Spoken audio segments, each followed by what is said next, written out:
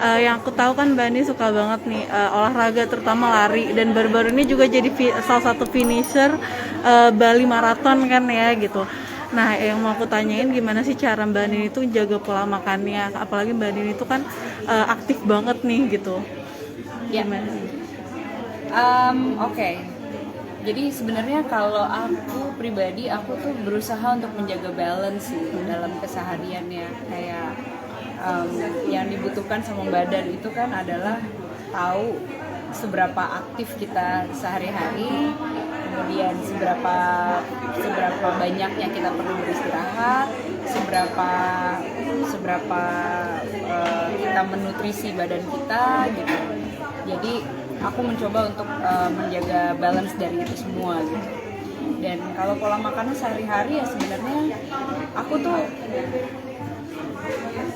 apa ya, bisa dibilang pola makannya ya back to the roots gitu. Intinya memakan makanan yang utuh sebisa mungkin, less processed. Dan saat ini menjalankan pola makan yang predominantly plant based, jadi memang lebih banyak plant based-nya bisa dibandingkan yang tidaknya. Mungkin orang lebih sering menyebut itu sebagai flexitarian. Untuk sebelum olahraga ini ada gak sih persiapan khusus yang Mbak Andin tuh harus makan atau minum, kayak misalnya jus atau makanan lain gitu? Aku nggak terlalu minum jus juga, karena sebenarnya aku kalau sebisa mungkin, tapi aku masih minum, cuman kalau sebelum olahraga tuh aku nggak terlalu minum jus. Jadi biasanya palingan aku akan makan, kalau mau lari gitu ya, aku akan makan pisang 1 Oh ya. gitu. Terus kalau kayak kemarin larinya 10 kilo gitu, biasanya aku akan bawa bekal kurma 3. Oh, kurma justru ya yang Jadi karena kita perlu gulanya sebenarnya kayak untuk apa namanya, energi juga untuk ya? energi gitu. Tapi kan ya tadi aku bilang sebisa mungkin makanannya yang utuh gitu. Jadi aku biasanya akan bawa kurma 3 itu buat kayak di tengah-tengah jalan. Kalau misalnya aku udah kira-kira butuh fuel lagi gitu, butuh bensin lagi. Gitu aja sih sebenarnya. Terus kalau buah juga aku berusaha sebisa mungkin buahnya juga buah potong gitu sebenarnya. Gitu. Dan ini diterapkan di keluarga kecil Mbak Andin juga ya, atau gimana nih Mbak? Anak-anakku sih ya mereka agak gila buah sih sebenarnya. Kenapa aku bilang makanannya harus sama? Berarti kita harus aware juga sebagai orang dewasa.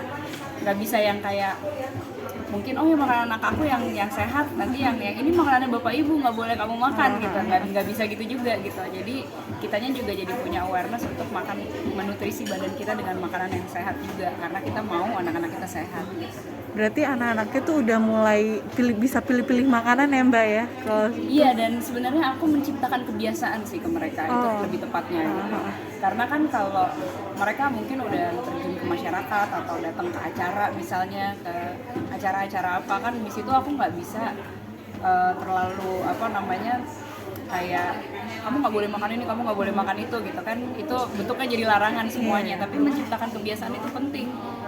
Lidah mereka terbiasa dengan makanan yang seperti apa, atau misalnya kayak ketika makan jeruk tuh rasanya seperti ini, tapi kalau minuman yang itu rasa jeruk gitu, jadi bukan jeruk misalnya, seperti itu gitu. Jadi membiasakan lidah mereka dengan makanan yang utuh atau sedekat mungkin dengan bentuk aslinya gitu. Itu aja sih Mbak. Terima kasih.